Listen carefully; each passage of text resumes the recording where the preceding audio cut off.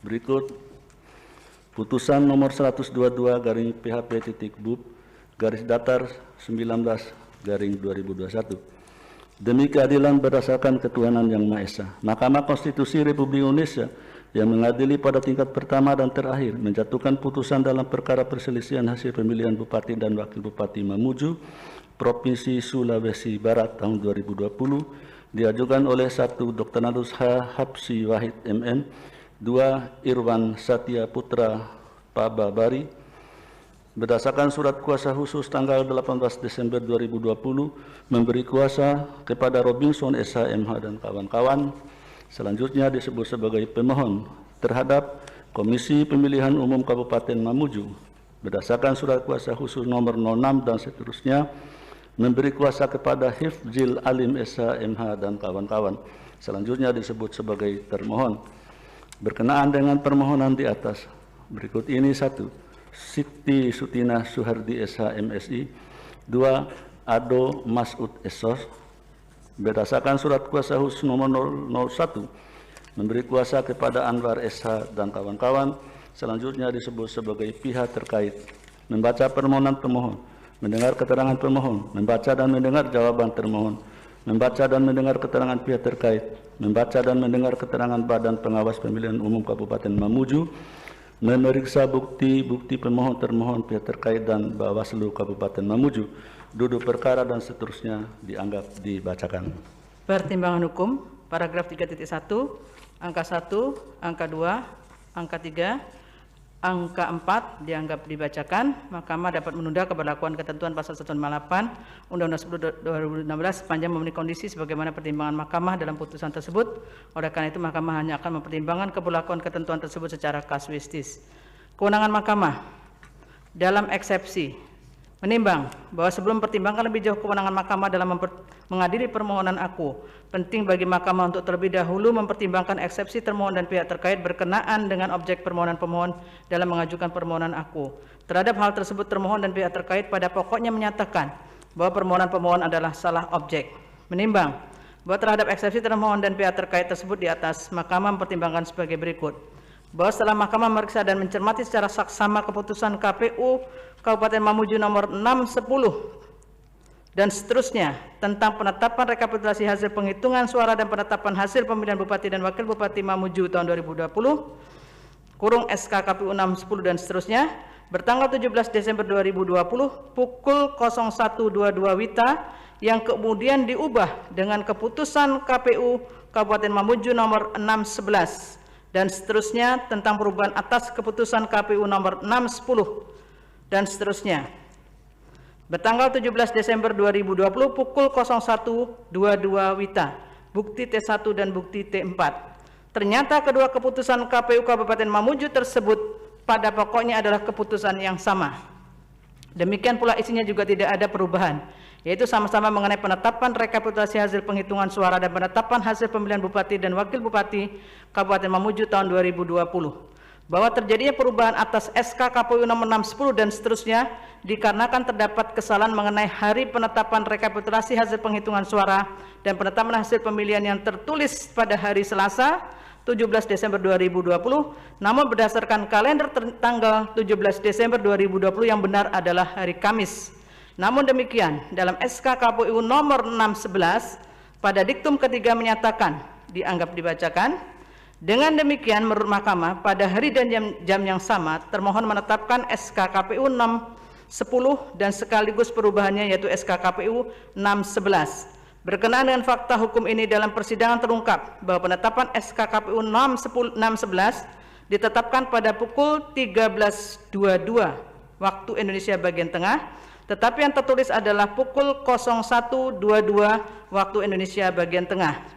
Bahwa berdasarkan pertimbangan tersebut di atas, dikarenakan adanya keraguan Mahkamah terhadap SK KPU nomor 611 dan seterusnya, maka dengan mempertimbangkan bahwa substansi SK KPU nomor 611 dan seterusnya tersebut pada prinsipnya adalah sama dengan SK KPU nomor 610 dan seterusnya, sehingga menurut Mahkamah keputusan KPU nomor 610 tentang penetapan rekapitulasi hasil penghitungan suara dan penetapan hasil pemilihan Bupati dan Wakil Bupati Mamuju tahun 2020 merupakan objek perselisihan hasil pemilihan.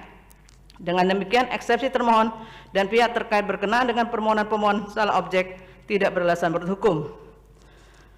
3.4 dianggap dibacakan bahwa berdasarkan uraian pertimbangan tersebut di atas, dengan merujuk pada ketentuan pasal 157 ayat 3 dan ayat 4 Undang-Undang 10 2016, maka Mahkamah berwenang mengadili permohonan pemohon aku. Oleh karena itu, eksepsi termohon dan pihak terkait berkenaan dan kewenangan Mahkamah tidak beralasan berhukum. Dengan demikian, Mahkamah berwenang mengadili permohonan aku.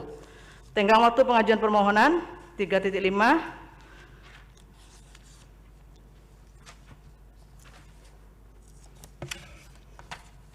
Dan selanjutnya ini diurut 3.51 dianggap dibacakan. 3.6 diperbaiki. 3.6 menimbang bahwa permohonan pemohon diajukan di kepaniteraan Mahkamah pada hari Senin tanggal 21 Desember 2020 pukul 23.46 WIB berdasarkan akta pengajuan permohonan pemohon nomor 1, 25 dan seterusnya, sehingga permohonan pemohon diajukan masih dalam tenggang waktu pengajuan permohonan yang ditentukan peraturan perundang-undangan. Kedudukan hukum pemohon dalam eksepsi bahwa berkenaan dengan permohonan aku, pemohon pada pokoknya mendalilkan telah terjadi pelanggaran administrasi dan pelanggaran lainnya yang terstruktur sistematis dan masif berupa penggunaan ijazah sarjana palsu dan politik uang. Bukti P1 sampai dengan P4, bukti P5A, bukti P5B, bukti P6 sampai dengan P141. Bahwa setelah Mahkamah mendengar dan membaca secara saksama jawaban atau bantahan termohon, keterangan pihak terkait, keterangan Bawaslu, serta memeriksa alat-alat bukti yang diajukan oleh para pihak, bukti T1 sampai dengan bukti T28, bukti PT1 sampai dengan bukti PT3, bukti PT31, bukti PT4, bukti PT4.1, bukti PT5 sampai dengan bukti PT8, bukti PT8.1 sampai dengan bukti PT8.52, bukti PT9 sampai dengan bukti PT12, bukti PT12.1, bukti PT12.2, bukti PT13, bukti PT13.1, bukti PT13.2, bukti PT14, bukti PT14.1 sampai dengan PT14.5, bukti PT15, bukti PT16, bukti PT16.1 sampai dengan PT16.3, bukti PT17 sampai dengan PT19, bukti PK1 sampai dengan PK79, dan fakta yang terungkap dalam persidangan, Mahkamah mempertimbangkan sebagai berikut. Angka 1, angka 2, angka 3 dianggap dibacakan. Berdasarkan seluruh pertimbangan hukum tersebut di atas, Mahkamah berpendapat terhadap permohonan aku tidak terdapat alasan untuk menyimpangi ketentuan pasal 158 Undang-Undang 10 2016 yang berkaitan dengan kedudukan hukum pemohon sebagai syarat formil dalam mengajukan permohonan perselisihan hasil pemilihan gubernur, bupati, dan wali kota di Mahkamah. Oleh karena itu, tidak ada relevansinya untuk meneruskan permohonan aku pada pemeriksaan persidangan lanjutan dengan agenda pembuktian. Selanjutnya, Mahkamah akan mempertimbangkan kedudukan hukum pemohon. Paragraf 3.7 sampai dengan paragraf 3.8 dianggap dibacakan. Paragraf 3.8.5, jumlah penduduk di Kabupaten Mamuju adalah 305.206, sehingga perbedaan perolehan suara adalah 1,5%. Bahwa jumlah perbedaan perolehan suara antara pemohon dengan pasangan calon peraih suara terbanyak paling banyak 1,5% kali 143.656 suara sama dengan 2.155 suara. Bahwa perolehan suara pemohon adalah 67.029 suara, sedangkan perolehan suara pihak terkait adalah 76.627 suara. Sehingga perbedaan perolehan suara sama dengan 9.598 suara atau sama dengan 6,9% atau lebih dari 2.155 suara. Menimbang berdasarkan pertimbangan hukum di atas, Mahkamah berpendapat meskipun pemohon adalah pasangan calon bupati dan wakil bupati tahun 2020, namun pemohon tidak memenuhi ketentuan pengajuan permohonan sebagaimana dimaksud dalam pasal 158 ayat 2 huruf B Undang-Undang 10 2016. Oleh karena itu, menurut Mahkamah, pemohon tidak memiliki kedudukan hukum untuk mengajukan permohonan aku. Dengan demikian, eksepsi termohon dan pihak terkait bahwa pemohon tidak memiliki kedudukan hukum adalah beralasan menurut hukum. Menimbang bahwa berdasarkan seluruh pertimbangan hukum tersebut di atas, permohonan pemohon tidak memenuhi ketentuan pasal 158 ayat 2 huruf B Undang-Undang 10 2016 berkenaan dengan kedudukan hukum. Andai pun ketentuan tersebut disimpangi, kuat non, telah ternyata dalil pemohon tidak beralasan menurut hukum. Menimbang bahwa oleh karena eksepsi termohon dan pihak terkait mengenai kedudukan hukum pemohon beralasan menurut hukum, maka eksepsi lain dari termohon dan pihak terkait serta pokok permohonan selebihnya tidak dipertimbangkan.